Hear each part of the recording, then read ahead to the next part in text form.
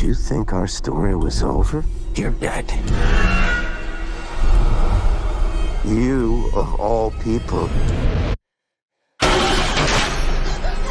know that dead is just a word.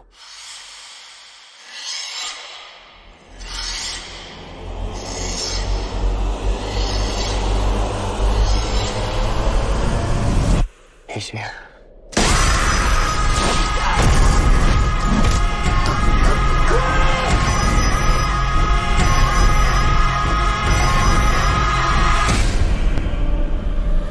Vengeance is mine.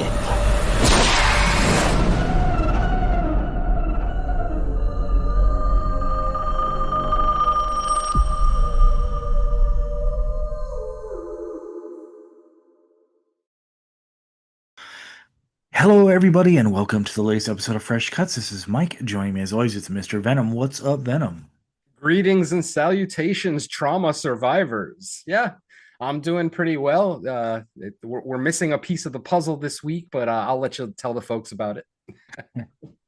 Yep, this would be the time I'd be introducing our co-host Don Anelli. Unfortunately, he's unable to make it this episode. I think it's just the fact that he wasn't able to see the movie in time. And usually we kind of have a system where if we don't do it on a Sunday or Monday, we push it to later in the week, but we happen to have something scheduled for later in the week. So the night we would usually do it on isn't available. So Don gave us the okay to go ahead and just record with the two of us, like the old days when we would sometimes reach out for a guest, sometimes not. So, all right. So we are covering, obviously, or it should be obvious, Black Phone 2, the sequel to Black Phone.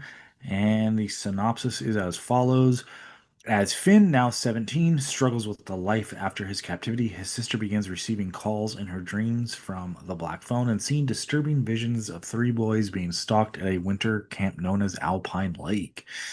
All right, pretty good setup without giving away too much. If you've seen the trailer, it pretty much matches that. So we'll start with our general thoughts. Venom, what did you think of Black Phone 2? Well, I gotta say, considering how much I love the first Black Phone, if you remember, it was my number 3 movie of 2021. I absolutely adored that movie. I love the relationship between Gwen and Finn. Like, just about everything about that movie just hit for me. So I wasn't expecting much going into this, as is the norm for us longtime horror fans. You know, there's always that mentality that the sequels are never as good as the original. Well, I'm very glad to say that I had a great time with this one. I'm not going to say that this is as good as the first one. I feel like the first one was just so innovative and different. This one still utilized a lot of the same elements of the first one, but then it started incorporating some new stuff, which, you know, it's kind of become a point of contention with me of people comparing this to Nightmare on Elm Street, because after watching the film, I think this has very little in common with Nightmare on Elm Street. Yes, I understand that there's someone who is dead who is now attacking people, but there's so many differences. There's so many, just even the explanation of how he's able to do this and why he's only able to do it here at this location all just works for me. Yes, there are similarities to Nightmare, and yes, people are going to compare. And there's one scene here in particular that harkens back to the first Nightmare on Elm Street, a very famous scene from the first Nightmare on Elm Street, which I know a lot of people are going to have maybe some issues with. I myself didn't. I thought it was really well made. Ultimately, this movie, just like the first movie, this one is still pretty much performance driven. It is the performance of our 3 main stars. It is Ethan Hawke, it is Mason Toms, it is Madeline McGraw. I mean, these 3 drive this movie. And whereas Finn was the kind of the emotional core of the first movie, it is definitely Gwen in this one. And roles have kind of been reversed, because, you know, whereas Gwen was the support system in the first movie for Finn, it's definitely, you know, reversed this time. Finn does not get the majority of the screen time. This is very solidly Gwen's movie, and I'm very okay with it. As far as how the grabber is able to return to our world again. I mean, we get that explanation in the first movie of how, the victims are able to use that telephone and are able to contact the living. So, it's not that big a stretch. It didn't make me roll my eyes. In fact, for a movie that's almost 2 hours, an hour and 54 minutes, I was engaged every minute of this film. I will say there was some dialogue at the beginning that was a little 80s heavy, if you will, that was kind of starting to annoy me. But luckily, they abandoned that fairly quickly. The whole conversation about the Duran Duran concert, it was so 80s that it was starting to get painful. And I understand if you didn't live through the 80s, you don't really understand what I'm saying. But if you actually did live through the 80s, some of that 80s vernacular can get just kind of grating at times. And yeah, as much as I love Gwen and love just about everything about her, early on, she kind of made herself an 80s girl a little too much. But like I said, they abandoned that fairly quickly and it just moves on to a straightforward movie. They're not pushing the 80s down our throat the entire time.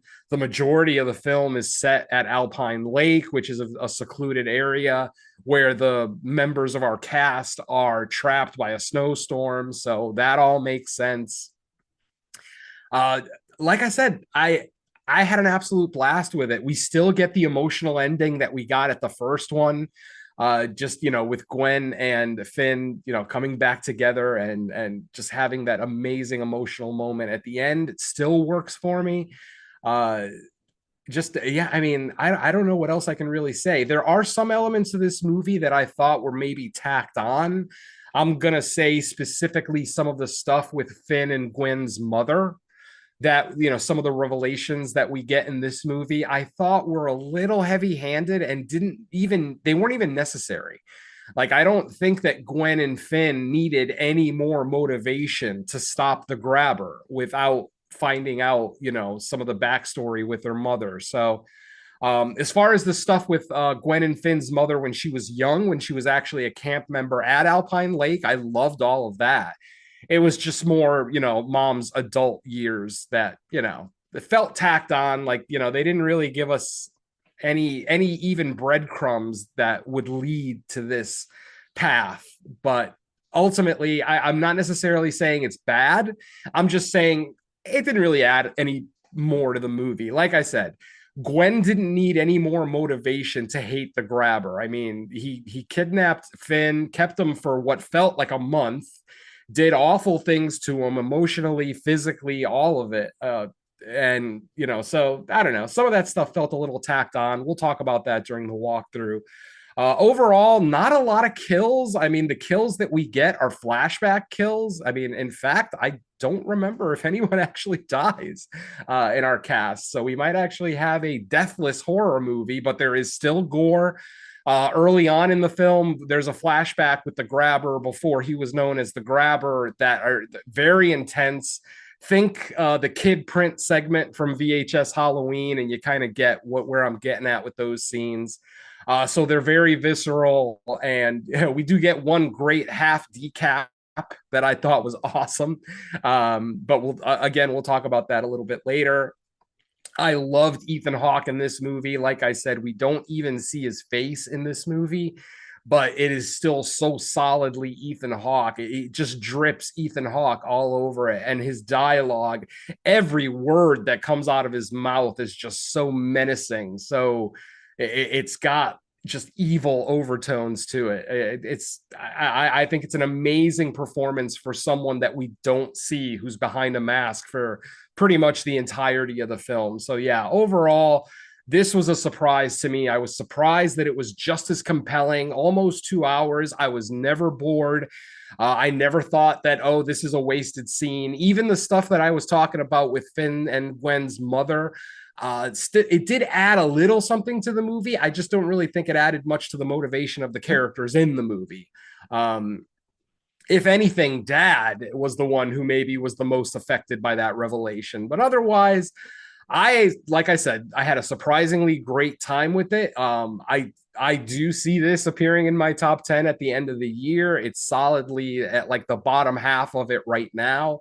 It's already just about the end of October. So, I mean, obviously, Oz Perkins' new movie comes out next month. And, that's the one, since he had my number one movie of 2024, I'm greatly looking forward to Keeper. So, that's one that I'm looking forward to. But as of right now, Black Phone 2 is solidly in my top 10. Amazing performances, good kills, good horror set pieces, good ending. Like I can't really complain about much. So yeah, I'll leave my general thoughts at that and say, yeah, high recommend. And what a spectacular use of Pink Floyd's Another Brick in the Wall Part 3.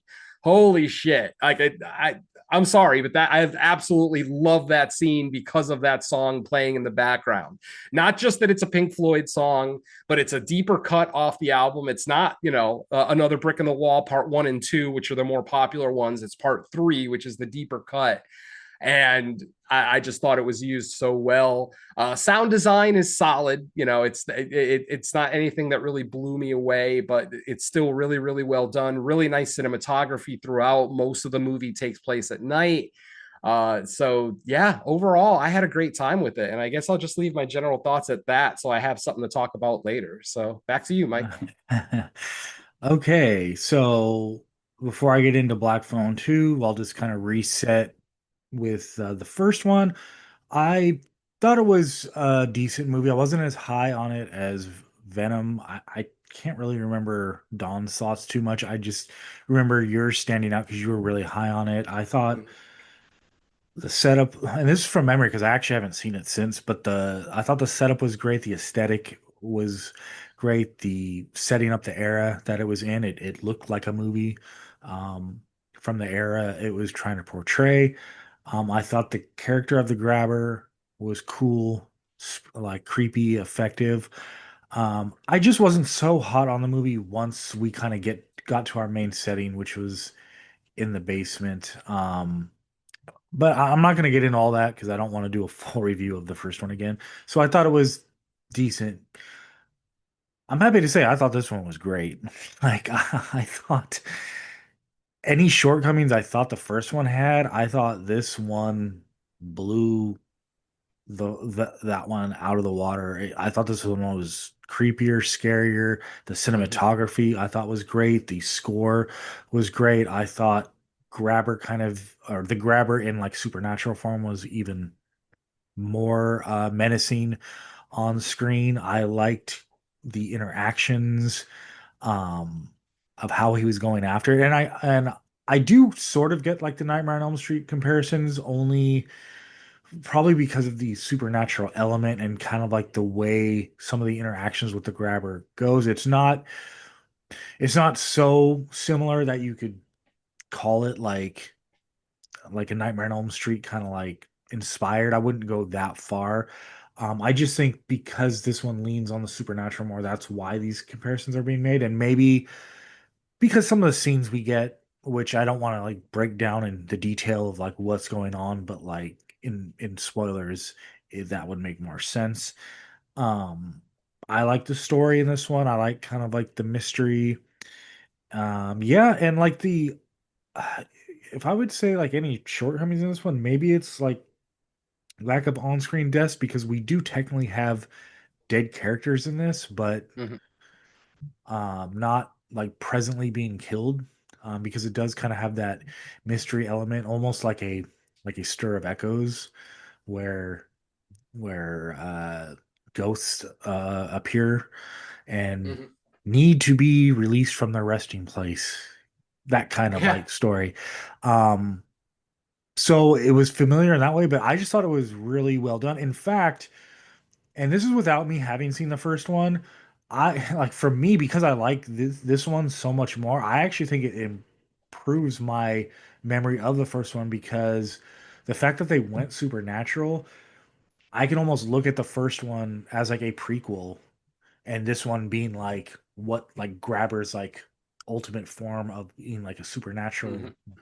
whatever out of hell or whatever. And the first one was kind of like setting up what he would ultimately become because there was really Well, I guess there was indication of like an afterlife and ghosts, but like I didn't. But the fact that like the grabber turned into this when he was already kind of creepy as living.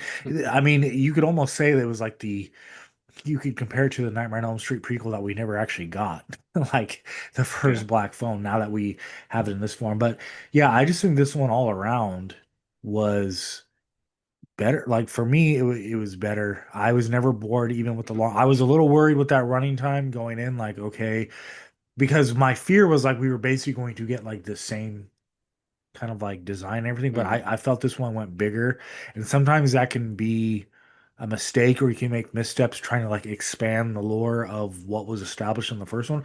But I thought this one set it up well. I love the setting up in the Mhm. snowy mountains, the isolating feeling. I love the frozen lake stuff. Like that was just so cool, and I like that like some of the tropes were there that familiar. It's like you have the older, I guess, campsite like religious couple that of course are like they're hesitant to like share any info. They are kind of like an old hermit couple working at the camp. They're like, just leave everything alone and you're bad and any inquiries are evil, right? Um and but I pretty much like depictions of all the characters in this, and I do like the conclusion.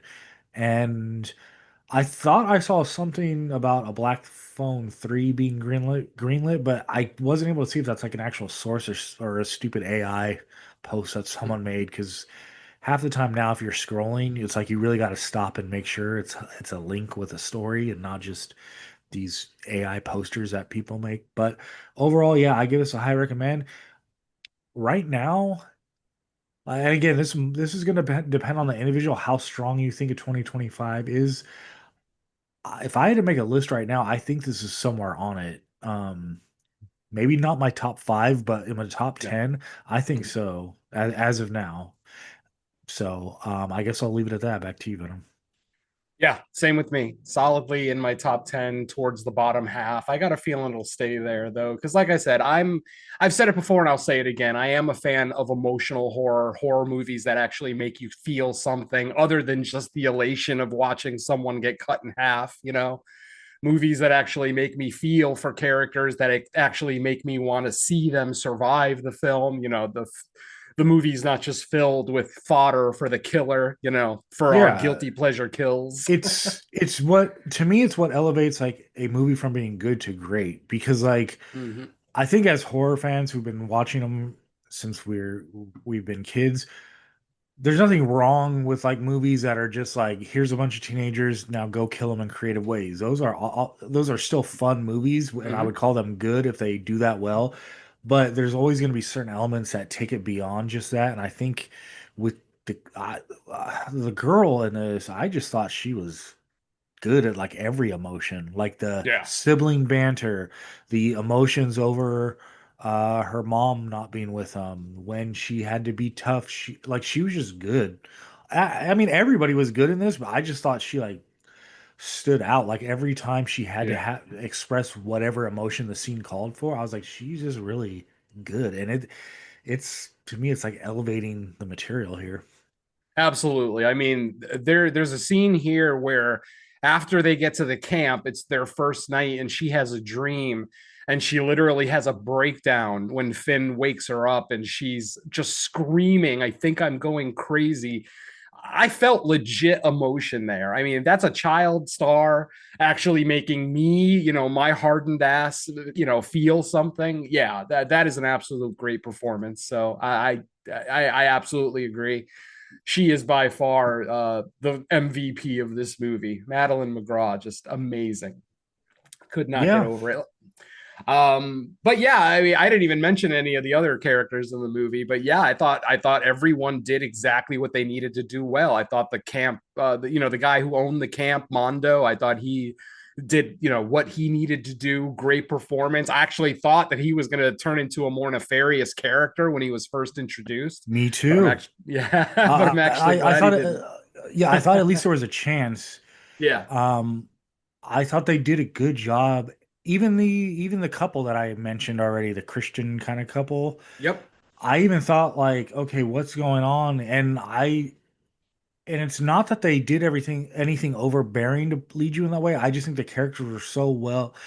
It's like they were very careful with the dialogue and their intentions, that the seed was kind of planted that it could be, but it never felt manipulative, you know? Exactly. Yeah, they weren't like laying down the a trail of breadcrumbs with red herrings left and right. I mean, my jaded ass even thought that the Christian freaks were maybe going to have like some kind of nefarious connection to the grabber Yeah. or the campsite itself. They never did like the over the top red herring gimmicks where like, oh, Mm-hmm. someone's snooping around their cabin and oh, we found the beanie of one of the dead kids, and it's totally telling us that it was Mm-hmm. them, and it's not like they didn't do like gimmicky stuff like that. So Exactly. It's a really, really well put together movie, I gotta say. I mean, sequels just don't have the right to be this good. I won't go as far as Mike saying that it's a little bit better, but I can see how, to a certain horror viewer, this one is a little bit more exciting. There's a little bit more going on. It's not as much of just Finn in a room receiving phone calls from dead kids, which, you know, I don't agree with Mike that it got a little, you know, maybe monotonous might be the wrong word, but for the most part, like I said, I was still enthralled. I absolutely loved it. Obviously, a little bit more than Mike, but I'm in total agreement with Mike on this one as far as its quality. I think this was so much fun. As fun as this kind of movie can be, honestly. I mean, because this is a somewhat grounded in reality serial killer movie. Obviously, there is a supernatural element in the sequel, but it's one that I can swallow because of how the supernatural element works in the first one. It doesn't make this one feel so over the top. It's not like, you know, suddenly this normal guy who was a serial killer in life is suddenly a dream demon. No. And it's not like he can invade multiple, you know, like I said, the similarities between the grabber and Freddy end at being able to infiltrate someone's dreams. Because don't forget, Freddy can infiltrate anybody's dream who knows who he is, who's heard the rumor, who's heard his name. Literally, if they're familiar with Freddy Krueger, he can invade their dreams. That's not what's happening here. The grabber can only invade one person's dreams, literally one. There's only one person in this movie that the grabber invades their, you know, their dream sequences, if you will. And it makes it so much more believable because that person is the grabber's target. That is his target. That is specifically why he came back from hell, was for that. And then there's also, I gotta say, there's an explanation in this movie about what happens to you when you go to hell from the grabber that I absolutely love. I'm going to hold on to it for the walkthrough, but I loved it so much. And the whole concept of a frozen hell, which is definitely more like the Scandinavian definition of hell, rather than the Christian definition where it's all fire and brimstone. The fact that hell is just frozen and dead, which is, like I said, the kind of the Scandinavian Norwegian, you know, look at hell, just makes so much more sense to me. And I just love hearing that, even though thankfully there's no hell sequences in this movie. It's not like we actually get to see anything. And I'm very glad they didn't do that, because that might have crossed the line into kind of hokey territory, which I don't want to see this franchise ever get to. I do feel like the end of the movie does leave it open for a third chapter, which is fine. I'm not against watching a third, you know, finish out this trilogy, if you will. Um, you know, maybe he comes back and he has even more abilities than he had in this one. Because, like I said, he absolutely is not Freddy Krueger in this movie. I mean, if Freddy Krueger is like, I don't know, like a 20-year veteran of invading dreams, then the grabber is a rookie, an absolute rookie who's just learning what he can do, what he can get away with. And, you know, he's learning the rules almost at the same time that Gwen and Finn are learning the rules. So that element of it worked for me again. Like I said, I can't say enough good things about this movie. So let's just go ahead and get into this walkthrough. Unless, Mike, you want to add anything before we get into it?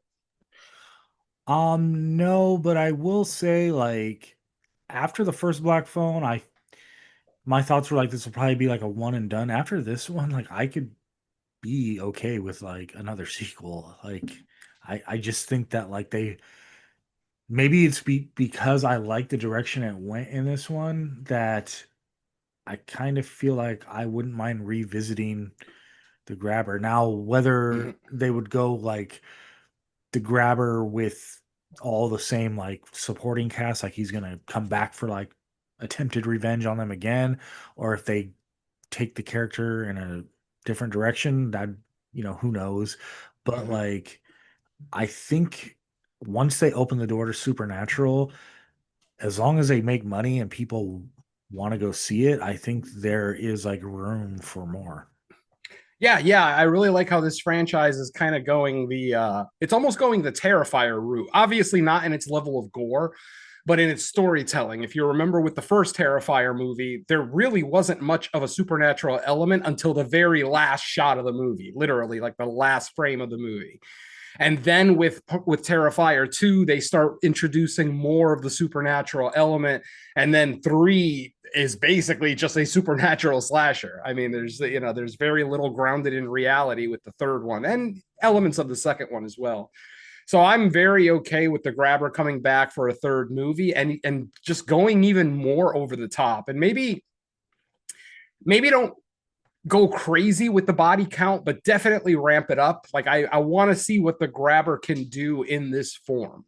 Ultimately, we didn't really get to we got to see some of the things that he can do, some of the abilities that he had, but not to the greatest of success. So maybe we'll get a more seasoned grabber in the third one, someone who understands his abilities, understands what he can and can't do, and maybe can use that information to take advantage of Finn and Gwen. Because I mean, a third movie without Finn and Gwen would actually piss me right the fuck off. So I don't want to see the grabber suddenly have a new target, because ultimately Finn and Gwen are still the two that stopped him. And despite all the terrible things that the grabber did, he still looks at it as Finn and Gwen wronging him. He was wronged by Finn and Gwen, which is obviously a ridiculous thing for a psychopath to think, but that's how they think. Yeah, I killed 20, 30 kids, but I didn't deserve to die. I mean, that mentality is very obviously psychotic. But yeah, it's one that when it's done well, I'm on board for, and it was done incredibly well here. So yeah, there you go, folks. Let's go ahead and get into our walkthrough. Our movie opens up with a beautiful shot of a frozen lake and a payphone right next to a lake, because where else would a payphone be but next to a abandoned campsite? Well, it wasn't abandoned in the opening shot anyway. We see a young girl answer a phone. We see the phone ring.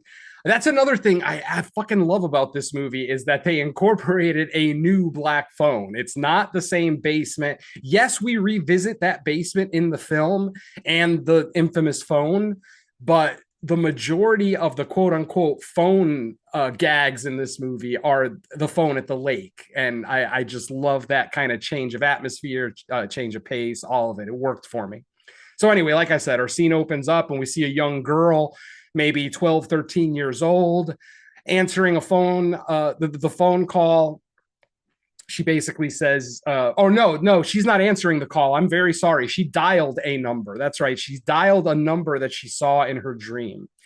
So she calls the number and basically has a quick conversation with someone on the other line. We don't hear the other person on the line. We'll get that information later on. But she basically says, oh, I had a dream that 3 boys carved this phone number into the ice from a frozen lake. And basically it asks, oh, you must be in Colorado too, because I don't have an area code. I just dialed the 7 digits. And I forget exactly how the conversation ends, but she ends up hanging up the phone and leaving. We get our opening credits at that point. After our opening credits, we find out that little girl is Finn and Gwen's mother. That is Hope. Hope was Finn and Gwen's mother, who, if you remember correctly, committed suicide before the events of the first movie because of her gift driving her crazy, and potentially because of some animosity between her husband. If you remember, again, from the first movie, the dad beat Gwen pretty unmercifully to try to get her to stop with the quote unquote, dreams and everything, which is just so ridiculous, but whatever. So our movie opens up and Gwen and Finn are in school. The very first thing we see is Finn beating the shit out of a kid. Like literally, we don't even get to see how it started. Just we see Finn on top of a kid, just punching the shit out of him unmercifully. Finally, Gwen is able to get his attention and get him off the kid. Then we find out that the kid basically knew who Finn was, that he was, the guy who killed the grabber, and the kid ended up making a comment like, "Oh, you don't look so tough," something along those lines, which of course set Finn off. Apparently, this is a common occurrence where Finn has had to defend himself physically from people giving him shit. I don't personally, if I see a kid who is famous for having killed a serial killer, I'm not fucking with that kid ever. Like, I just don't understand the mentality of these kids wanting to start shit with a guy who killed a serial killer. Come on now. It doesn't even, it's kind of like the whole thing with accusing women of being witches in, Salem in the old days. It's like, if you actually believe they're witches, why would you fuck with them? Like, why would you publicly make accusations? Because if they actually are witches, they're going to fuck you up. So yeah, again, it's that weird mentality that doesn't make sense to me. But again, so Finn and Gwen end up leaving school. Then we get the one scene that I really don't like in this movie, and that's when Ernesto, who is the younger brother of one of the victims of the first movie, I forget the name of the kid, but it was the Mexican kid with the long hair who played baseball and defended Finn. He was like Finn's buddy. Basically, Ernesto is that kid's younger brother. He obviously is very interested in Gwen. He actually asks Gwen if she wants to go to a Duran Duran concert. It is 1982, by the way. I forgot to mention. It is 3 years after the events of the first movie. So the first movie took place in 78. This is 82, but they say 3 years in the movie. So maybe, late 78, early 82 would translate to about 3 years. And like I said, this is when Gwen has her 180s conversation where she's like, "Oh, wow, it would be so choice to go see Duran Duran." And then she says radical after, Ernesto says, "Oh, it's on me. I'll get a ticket. I'll get tickets for both of us because I don't really want to go by myself anyway." Of course, it's him asking her on a date. It's a sly little way of asking her on a date. Finn doesn't really say anything until Ernesto leaves. Obviously, with Ernesto being the younger brother of one of the grabber's original victims, Finn, he still plays big brother really well, but he is giving Ernesto a little bit of space. It's not like he's flat out keeping him away from Gwen. So that's kind of nice. He's still being the protective big brother, but he also knows that Ernesto has lost almost as much as Finn and Gwen have. So, he's kind of cutting them some slack. I like that. So that's the end of the 80s vernacular in the movie, thankfully, because I literally started to roll my eyes after Gwen said, like, I think it was after she said radical. I literally rolled my eyes. I'm like, I know it's the 80s, guys. You don't have to constantly fucking remind me. But that, thankfully, like I said, they abandoned it after that. That night, Gwen ends up having a dream of 3 boys being attacked by someone at a camp. And she realizes that it's Alpine Lake, which is the camp that her mother attended when she was younger. Let's see. She basically convinces Finn to take a job there as a counselor in training. Because like I said, it is a camp. It's not a summer camp though. It's a winter camp. So obviously, and I haven't even said anything about that. I absolutely adore winter-based horror. Stuff like Cold Prey, Dead Snow, Frozen. Some of my favorite horror movies, especially Dead Snow. I loves me some Nazi zombies. The Thing. But anyway.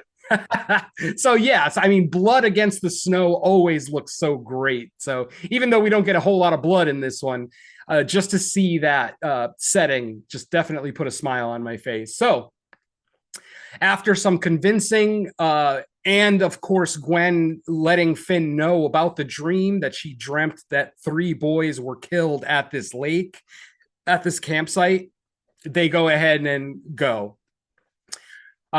Originally it was going to be just Ernesto and Gwen, like they basically volunteered to go, but then Finn, of course, being the good big brother that he is, he can't let her go without him, so he ends up tagging along. They end up getting caught in a snowstorm. They barely make it to the camp in time before the roads are just completely snowed over. That's when they get the word that, and don't forget, again, this is 1982, so no cell phones or instant communication. As it turns out, Gwen and Finn left the house before they got the message to not come out at all. So they are literally the only counselors in training there, Finn, Gwen, and Ernesto. They meet Mondo. Mondo is, he's the guy that ended up buying this camp. Basically, after the original murders, and these are pretty well-known murders, these 3 kids that went missing at the camp. Well, they're not murders because they never found bodies. So 3 missing kids at the camp. Mondo was worried that after the original owner sold the camp, that they would just transfer it into something else and that the 3 boys would get forgotten and nobody would ever look for them again. So Mondo, being the good guy that he is, bought the camp specifically so that he could keep looking for the 3 missing boys. So he literally spent the better part of the last 3 years looking for these missing, longer than 3 years, actually, because like I said, these were the grabbers' original victims, as we find out a little bit later in the film. And during Gwen's dream sequences, like I said, they are very visceral. We see like a little boy getting chopped up with an axe, like arm gets cut off, his midsection gets completely cut open. He's almost like flayed, almost like a hunter with, a deer that they just caught. Like I said, it's pretty visceral. One cool element of the movie that we haven't really talked about is the fact that all of the flashbacks and dream sequences in this movie are shot on 8mm film. So they've got that very grainy. I thought it was 16 at first, but then I looked it up and it's actually 8. Apparently, Scott, the director of this one, is a big fan of 8mm filmmaking. So he wanted to incorporate 8mm in this movie, and he found his way by using it for flashbacks and dream sequences. So let's see. So that's Mondo. We met Mondo. And then Mondo has a daughter named Mustang, very, very attractive girl who, what's funny, I am so jaded that as soon as I see an attractive girl right around the same age as our antagonist, instantly I think, oh, here comes the forced romance. But no, this movie subverted that. Mustang and Finn did not have any kind of romance, and I love that. In fact, Mustang's barely in the movie, honestly. I mean, we get to see her like maybe 3 or 4 times total, but like I said, she is the daughter of Mondo. And then there's one more couple at the campsite. That's Barb and Ken. What's funny is that people kept calling her Barb in the movie, and she kept correcting them, saying Barbara. She wants people to use her full name. But then if you look on IMDb, her character name is Barb. I thought that's funny. It's kind of a middle finger to the character, maybe. I don't know, but I found it funny.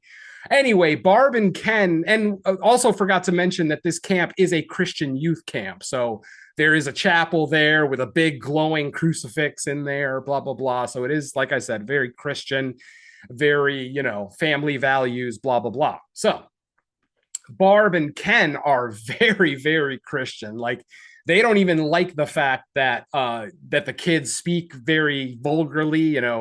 Gwen's dialogue definitely has not cleaned up since she was a little kid. I mean, she's using the C word a lot more in this one than she did in the first one. So I credit her for that. That's entertaining as hell. But yeah, these 2 Christian people just, they end up being like the foil of this whole place. Like even when they witness a supernatural event, they can't bring themselves to wrap their head around the truth. Instantly it's, oh, Gwen is possessed by the devil, she's got the devil in her. It's like, shut the fuck up. What about what you saw made you think she's fucking possessed by the devil? I don't get it. But anyway, we'll get to that.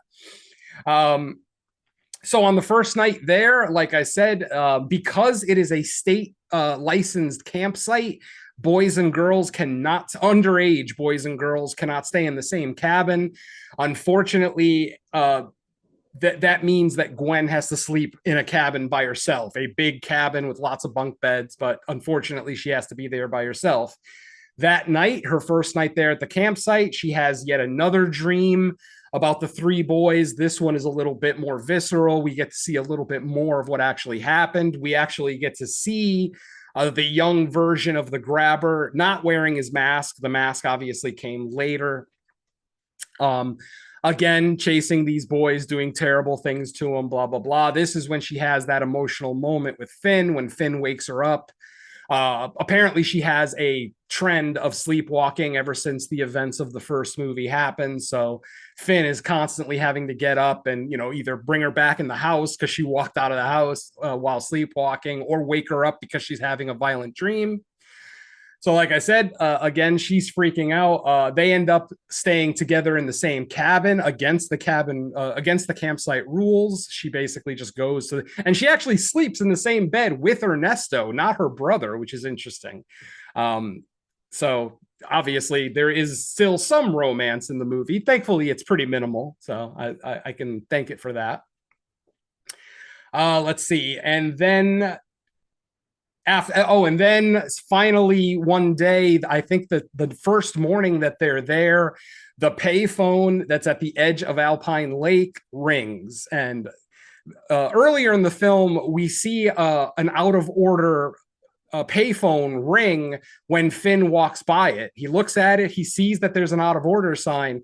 He picks up the phone, and without even saying hello or waiting for anyone to speak, he says, "I'm sorry, I can't help you," and then hangs the phone up. So obviously, Finn, since the events of the first movie, is still receiving calls from dead kids looking for help. But obviously, because of everything Finn went through in the first movie, he's not interested. He's like that person with superhuman powers who doesn't want to be a hero. He just wants to be left alone to live his life. And, Finn will actually have his own breakdown later in the film, but we'll get to that too. So the phone at the lake rings. He picks it up and says what he's always been saying, "I'm sorry, I can't help you," and then hangs it up. Then the phone rings again, and rather than being a consistent series of rings, it's just one long ring. It just rings endlessly. It doesn't stop until he picks up the phone. And that's when we hear the voice, "Hello, Finny."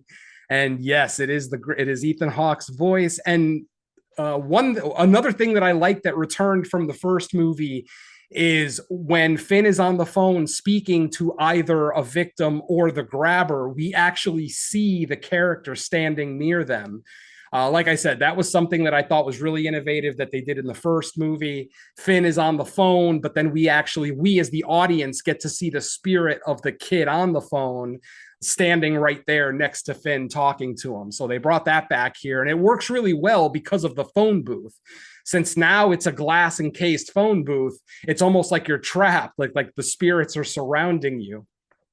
So again, I like that one.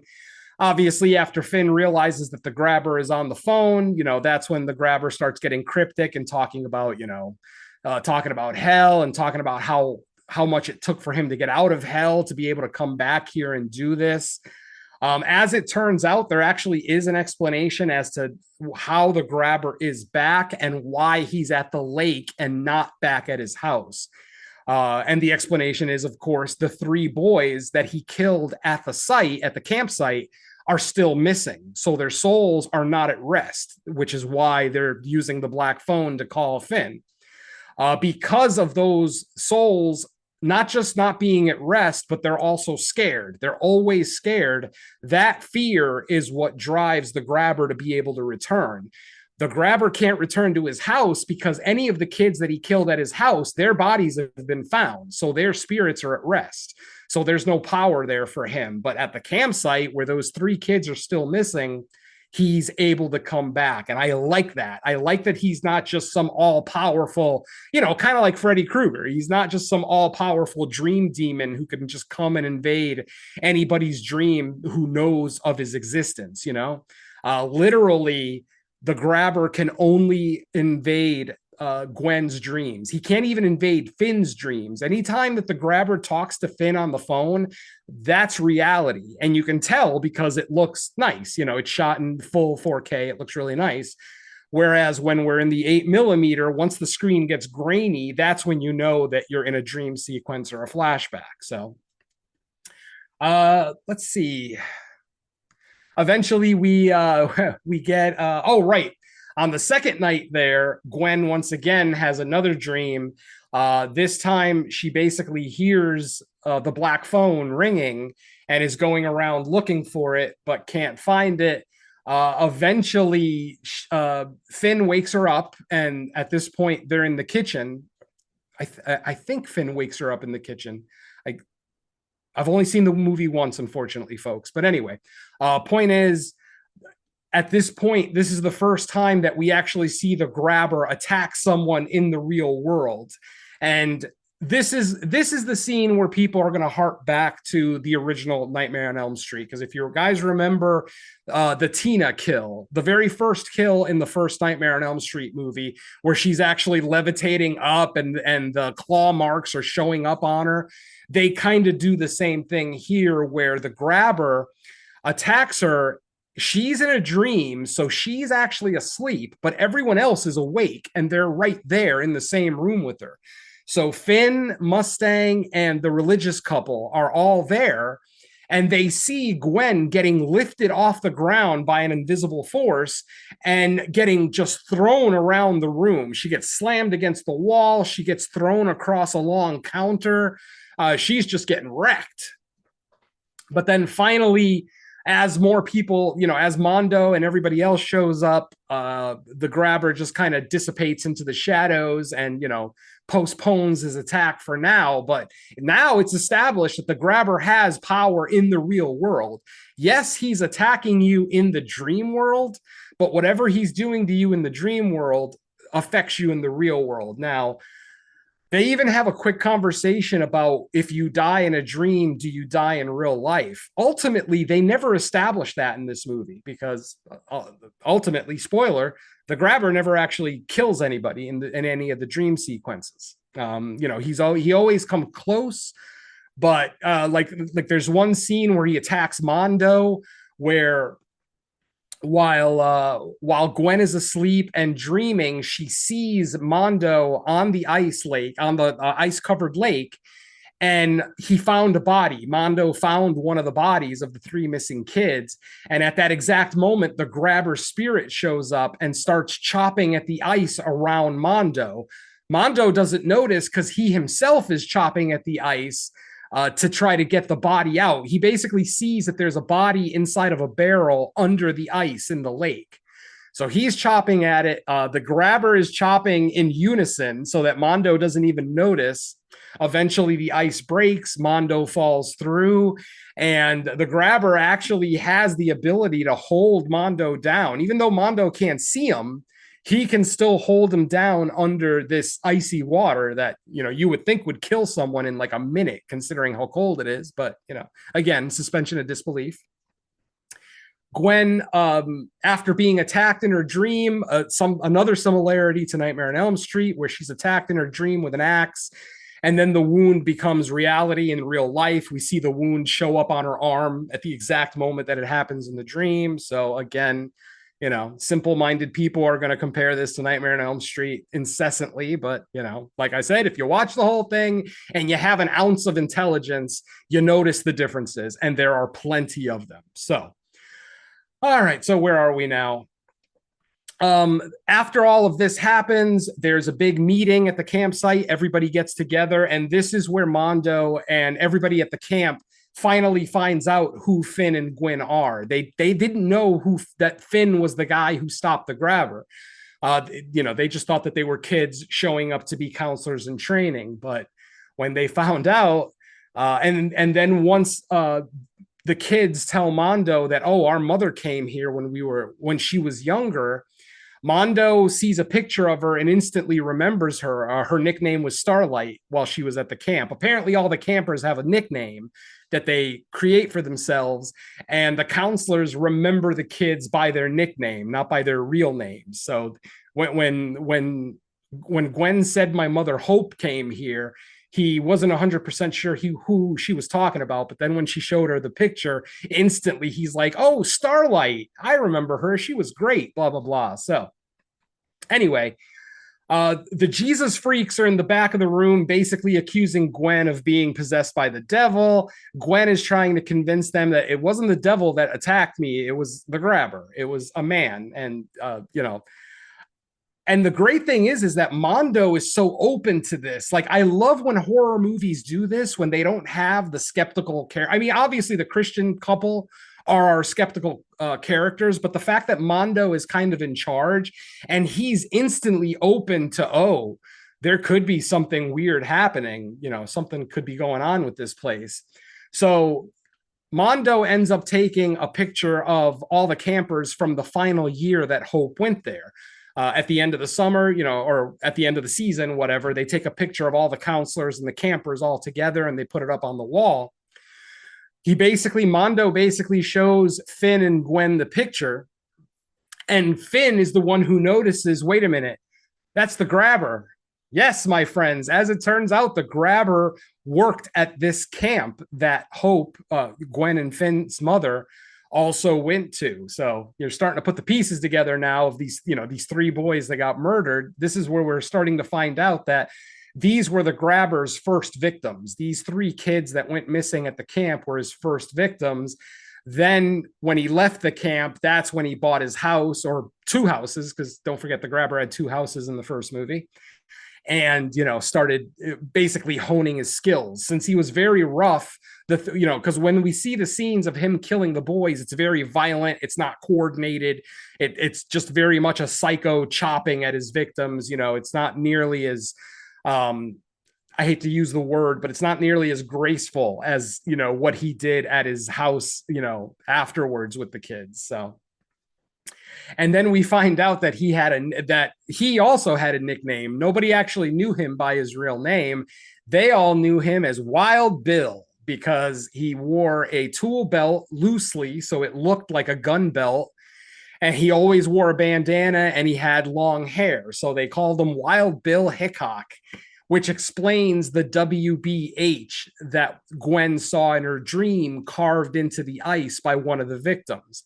Whereas Hope was seeing numbers carved into the ice, Gwen was seeing letters. And she didn't realize what WBH was until they explained that the grabber's nickname was Wild Bill Hickok at the camp. So, and speaking of Wild Bill Hickok and the mom, this is where we get that extra little bit of revelation that I'm not sure was actually necessary, but we get it. So as it turns out, after Hope had Finn and Gwen, they were still very young. Obviously, she was still having her dreams. She ended up having a dream of the grabber's first victim outside of the camp, basically a paper boy that the grabber kidnapped and took to his basement. Well, like I said, she had the dream of it, and somehow she knew where the house was, the house that she saw in her dream. She goes to the house. Of course, we see the abracadabra black van, you know, the infamous van from the first movie, parked in front of the house. She then decides to walk around the house and look through the basement window. When she does, she sees a child being held captive in the basement, just like Finn was. It's literally the same room that Finn was in. Once she realizes that, oh shit, this is Wild Bill's house, she remembers him as Wild Bill, of course. She tries to leave and I don't know to do what, whether she was going to go to the cops or just go home and ignore it, whatever the case may be. But of course, the grabber shows up, takes her, knocks her out with the spray, just like he knocked out the kids in the first movie. And then we get the revelation that mom did not kill herself. The grabber staged her suicide, basically hung her up, you know, on a noose, and then tipped over a chair at her feet to make her look like she killed herself. But we actually see it happen in real time. We see the grabber grab the woman, and then as soon as they get, and it's pretty interesting. It's an interesting scene because it's like, you got the flashback element of it. So you've got the young grabber dressed the way he was in the first movie with the top hat, driving Gwen's mother in the back. But then we've got the new version of the grabber in the back with Gwen. So it's like they're two spirits just kind of watching a flashback, a rewind. And as it turns out, the grabber is doing this on purpose. He's basically saying, this is the one kindness that I will give you. I will show you the truth of what happened to your mother. And then after that, I have to do what I have to do. So basically, before he kills Gwen, he wants her to know that he killed her mother. Like I said, whether that adds anything to the movie, it felt like they were grasping at straws. I'm not necessarily saying that it's a bad scene or a bad addition. I'm just saying I don't think it really added anything to the motivation. Gwen didn't need any more motivation to hate the Grabber, considering what the Grabber did to Finn. The only thing that I feel, the only person that benefits from this revelation is Gwen and Finn's dad. Since he had always blamed himself for his wife's suicide because of the way that he acted with her dreams and trying to get her to suppress her abilities, blah, blah, blah.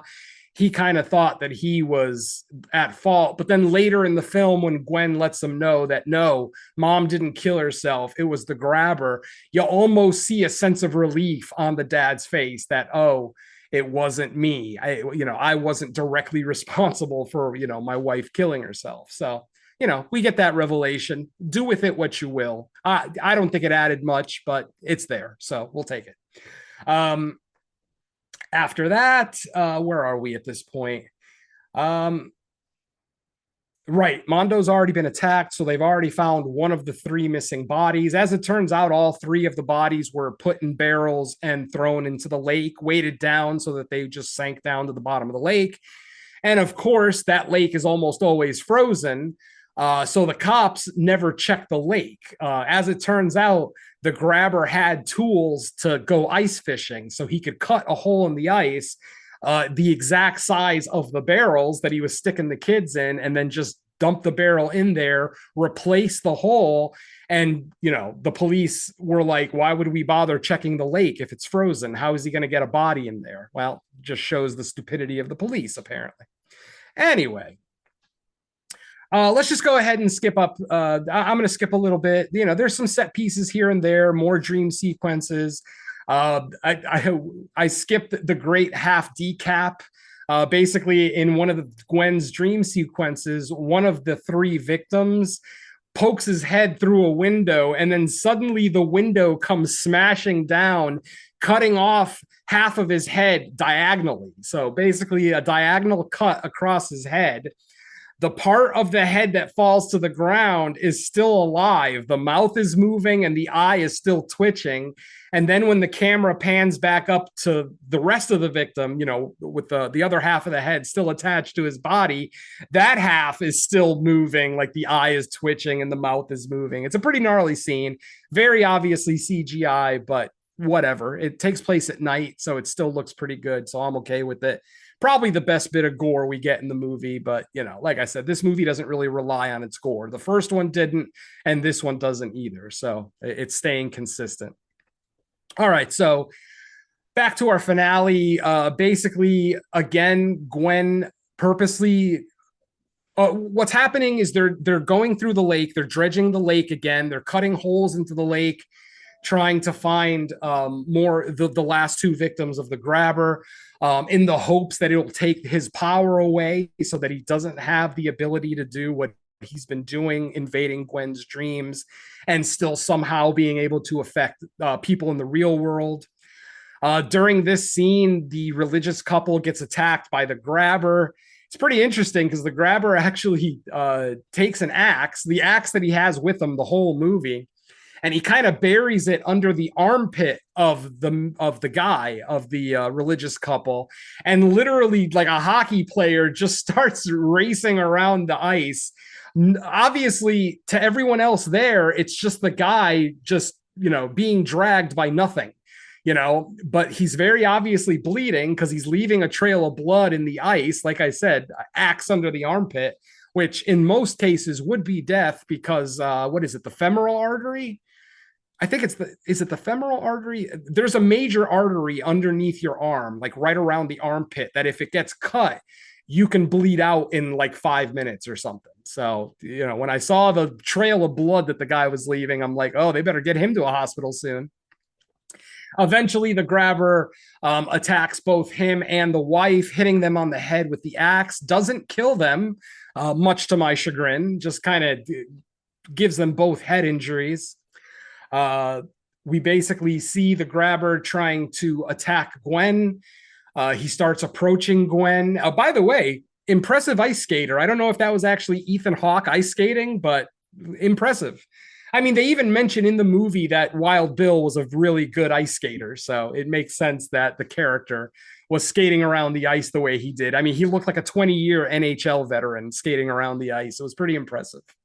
So anyway, we finally get the grabber start to attack Gwen. Gwen falls into the water, into the freshly cut hole where they found the first body. And this might be a little bit unbelievable because, Mike, did you think that Gwen was under that water way longer than a child could handle? When she was like swimming down to grab the remains. Yeah. I mean, that water is fucking freezing cold. You'd think that you would go into shock after like a minute, and it felt like she was down there for like 5 minutes. It was crazy. Yeah. I'm gonna chalk that up to movie magic, I guess. Oh, yeah. I'll suspend my disbelief for a movie this good. No problem there. So anyway, when Gwen falls into the ice, she actually sees the other two barrels at the bottom of the lake. And she actually swims down to one of them and loosens it. She like kicks it out of the sand, out of the silt at the bottom of the lake so that she can kind of push it up to the hole. At that moment, her father, who has now joined them, as it turns out, the dad had access to a snowplow. So when he heard that the kids were snowed in at the camp, he actually took the snowplow and plowed the road all the way to the camp. And he wanted to take the kids right away, but Gwen basically didn't. This is when we have this particular scene is where Gwen and Finn have kind of like their emotional breakdown, where Gwen is pissed off at her father and Finn because she needs to stay there. Like they all want to leave, but she knows that if they don't find those other two bodies, the grabber is still going to have his ability to, you know, visit people in their dreams, if you will, or at the very least Gwen. So she gets mad at her father and Finn, and she actually starts talking about how Finn is basically just turned into a pothead. We see Finn smoking a joint at least 3 or 4 times throughout the movie. And Gwen basically accuses him of trying to forget what happened to him in that basement. That's when Finn has a breakdown. The first breakdown we actually see from Finn in this movie, where he starts crying and starts talking about how scared he was and how he doesn't want to be angry anymore. He doesn't, you know, obviously he's beating the shit out of his, you know, friends at school periodically. So he's obviously a very angry kid, but under that anger is a layer of fear. He's still basically scared that he can't protect his sister or himself against what the grabber has become. So let's see. So back to our finale at the lake. After Gwen finds these bodies, she tries to push them up.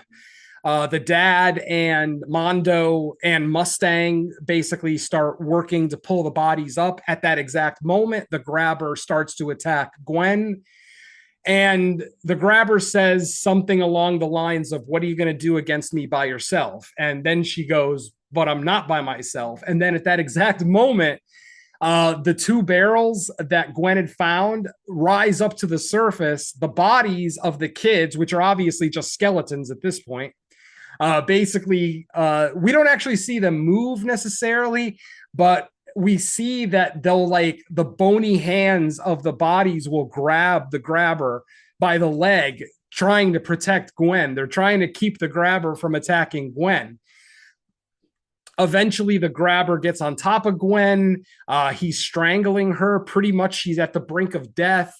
Finn looks over and sees, he doesn't see the grabber, but he sees that there's something attacking Gwen.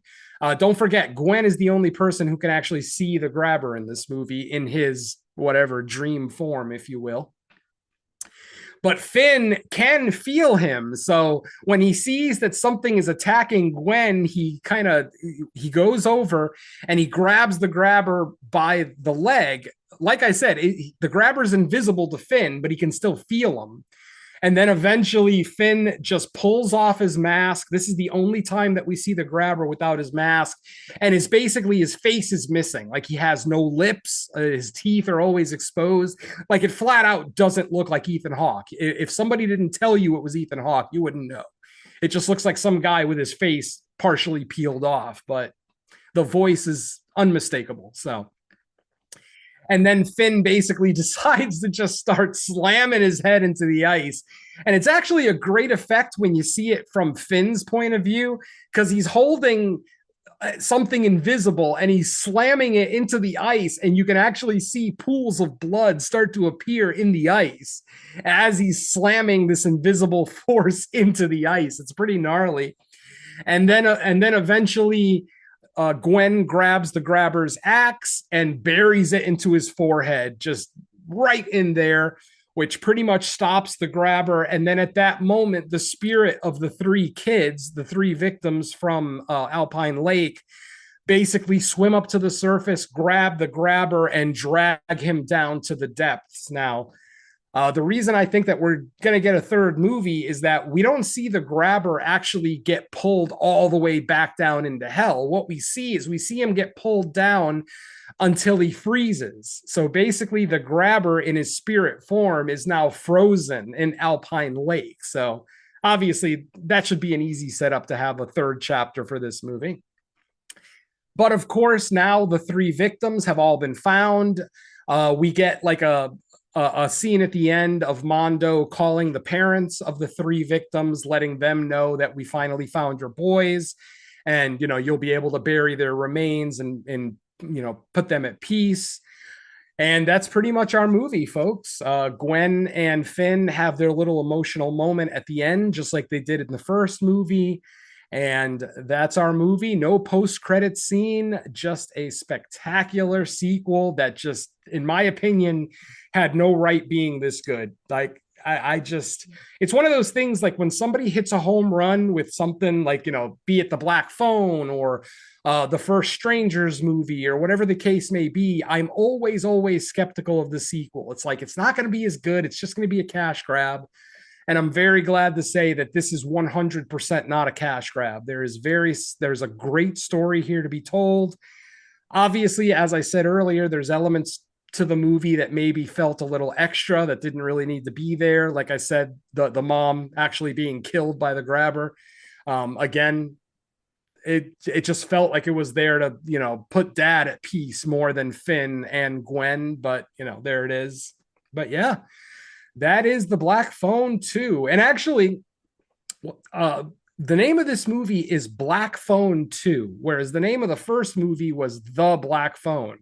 So they're kind of pulling an Evil Dead here, where I don't know when to use the and when not to use it. But at least this one, I'll try to remember. The first one is The Black Phone. The second one is Black Phone 2. No the in front of it. Because there's more than one Black Phone in the second movie. Because we do revisit the original Black Phone, but then there's the new one at the camp. So I kind of like how they do that. So yeah, there you go, folks.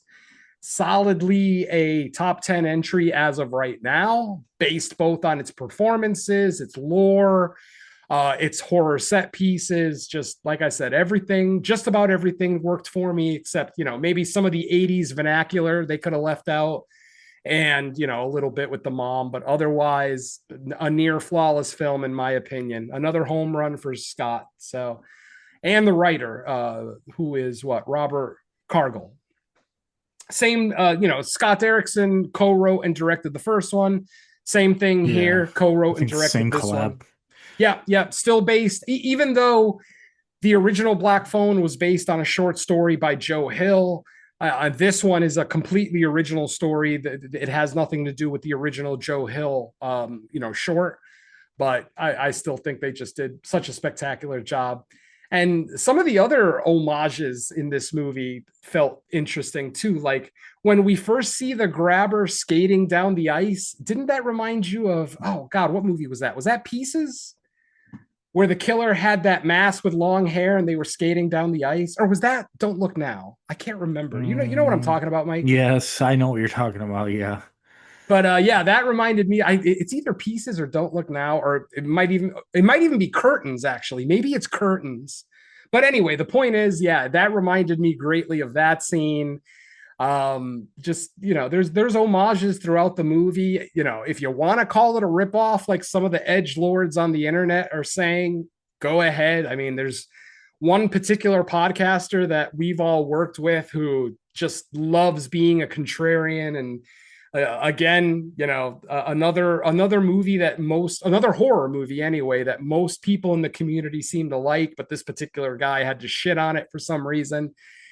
He even made the comment to me that Scott Derrickson owes Wes Craven's family money because of how many Nightmare movies he ripped off. So yeah, it just annoying as hell. Like I said, if you have an ounce of brain power in there, you see, yes, there are similarities to Nightmare. I'm not going to deny that. But if you're just going to say that this is a Nightmare on Elm Street clone, then your opinion doesn't matter to me, and I just don't want to talk to you. So that's it. Back to you, No, Mike. I agree with that, but I would also say it's better than the Nightmare remake. I'll tell you Oh, that much. it's better than more than half of the Nightmare movies, in my opinion. I'm not the biggest Nightmare fan. I think the first three are great. Four still is really, really good. And then it starts to tail off for me at five and beyond. But I would say Black Phone 2 is better than half the Nightmare on Elm Street movies. And that's still with the fact that Freddy is on my Mount Rushmore of horror. Freddy, Jason, Leatherface, and Michael, by far are my Mount Rushmore of horror. Yeah, I'm an 80s kid, so of course, those four are going to be big. But even with as much as I revere Freddy Krueger, I think this movie was better than half the Nightmare movies, at least. My personal opinion. All right. Well, I guess that's going to wrap up our discussion on Black Phone 2 and this episode of Fresh Cuts. Venom, is there anything out for people to listen to? I do have one thing in the can. We did go ahead and record our October episode of Creature Comfort, so we're back on track. We're no longer behind. I'm about halfway through editing that. I will have that out before the end of this week. Because later this week, obviously, the whole No More Room in Hell family is going to get together to do our annual Halloween movie commentary. So we'll have more on that later on. But yeah, on episode 43 of Creature Comforts, we took a look at Frankenstein Frankenstein meets the Wolfman from 1942. We kind of wanted to bring some classic creature features in for October. Not a whole lot of Halloween themed creature features out there, but we figured back to Universal. And this is kind of a historic movie because it is the first of the Universal mashups. Obviously, we got House of Frankenstein, House of Dracula, Abbott and Costello meet Frankenstein. Like, we got a slew of Universal mashups, but Frankenstein meets the Wolfman from 1942 was the first one. So we thought it was pretty historic.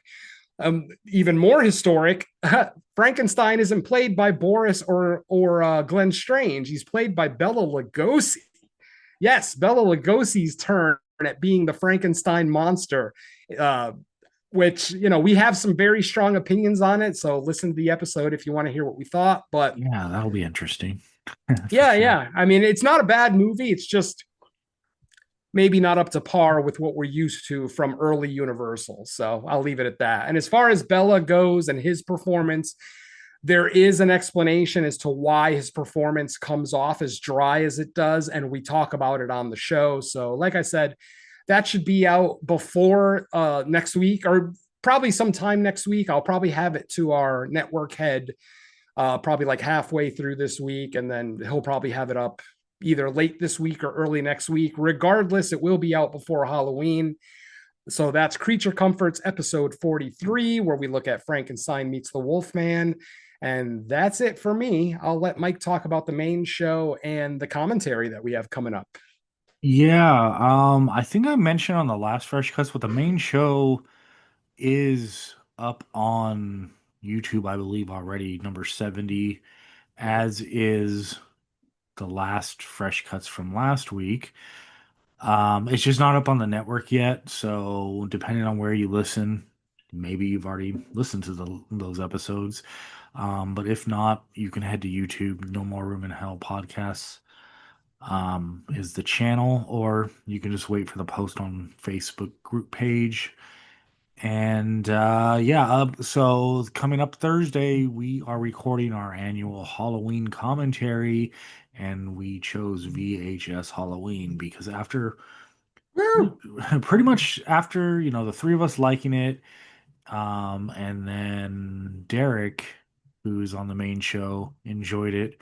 We thought, hey, what a good idea to revisit it for a commentary. And even though it's new, the fact that we've already seen it, because like sometimes it's difficult to do commentaries on a first time watch because you end up just getting sucked into the movie and not talking. So It's true. the fact that we've all actually seen it already should make this a good candidate. And we just got lucky that VHS, the latest, happened to be a Halloween theme, so it will go great. And Yep. that'll get it out with still like a week to go until Halloween. So Yeah. and what makes it cool too is since it's still relatively new, maybe people can use that as their first time or second time watch if they want to throw it back on during the week of Halloween Yeah. because we're recording on the 19th. This will probably be out on the 20th or 21st. So it's like, man, October went by. We're already in like the home stretch of, if you're doing Mhm. 31 for 31, I kind of did it on the fly, but once I hit the 20th is usually when I start going for like the bangers, like Yeah. the movies that I would be watching two or three times a year regardless, and I'm like, yep, this is what I want to watch in the final. Like I am the type that like once you hit maybe 10 days left in the month, I don't want to take risks on what I'm doing anymore for my No, 31 yeah. for 31. I'm pulling stuff off the shelf that I purposely want in my collection. So Absolutely. Yeah, same with me. I mean, I've already kind of started on the staples. Like I already started on the Halloween franchise. Since for those who don't know, my theme this year is specifically movies that are set or are about Halloween. I've never done that theme before.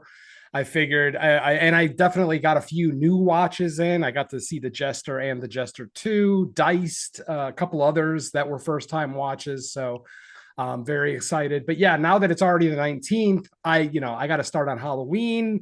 I got two Trick or Treat movies coming up. WNUF, which WNUF Halloween special is usually my Halloween watch. Usually Halloween 78 and WNUF are the ones I watch on Halloween, with Nightmare Before Christmas being my November 1st watch every year. But that's obviously a story for another podcast. But yeah, I'm right there with you. I'm starting up on the bangers now, so I think I'm doing Halloween 3 tonight. cool. Yeah, the Halloween 3 for the first three will definitely get mixed in some point at the Oh next yeah, week. I always end up throwing the OG Halloween on Halloween because it just feels right to do it, but I don't sure. know if I'm gonna actually use that for my 31 because Halloween 3 kind of the past few The years aesthetic, yeah. the past few years, especially ever since I got the Scream Factory 4K, I tend to throw that one on Halloween as well. So we'll see. We'll see what I actually want to use as my like official day 31, but it's coming up hot. Yeah. Like October flew by.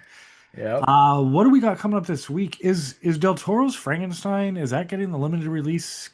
Because it's limited, I think, this week, but then opens everywhere Halloween weekend.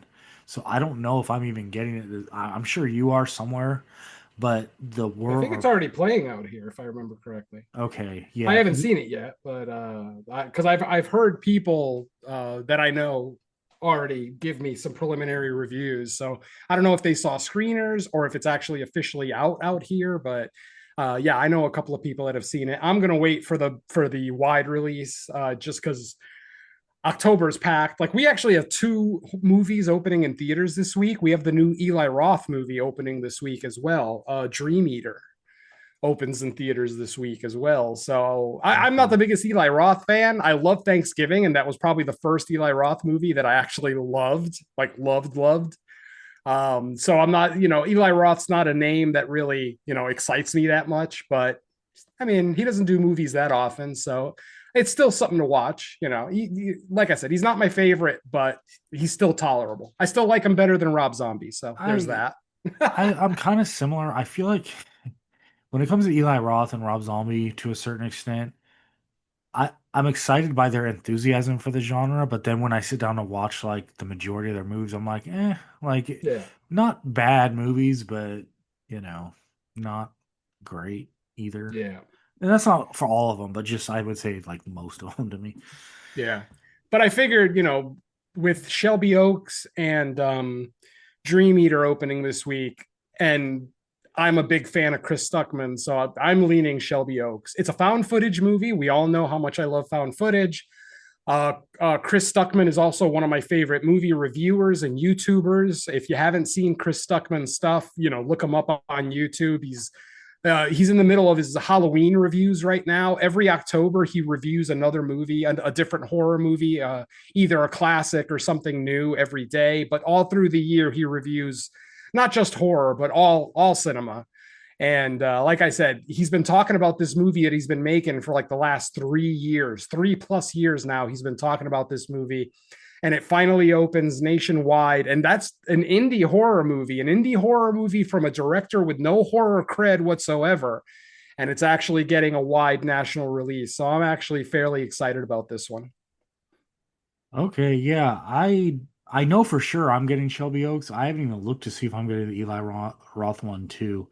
Um, so I would probably say we're leaning towards Shelby Oaks as well. Yeah. Um, Just so I could return the favor. I mean, he's been entertaining me with his reviews for years, so I might as well review his first movie because I mean, obviously, I don't know anything about the movie. There is a trailer out. I haven't watched it because I don't watch trailers, but knowing that it's a found footage movie and knowing that it's coming from a guy who's been a horror fan his entire life, I am excited to see this one. So cool. Well, with that said, thank you everyone for listening to another episode of Fresh Cuts. We'll be back in about a week to record and release the next one. But in the meantime, episode 70 is up, and that Halloween commentary is coming in a handful of days. So look out for that as well. Venom, let's say bye to the listeners. if a payphone rings anywhere, just don't pick it up. Just walk away. Yeah. I mean, shit, especially in 2025, if a payphone rings, run.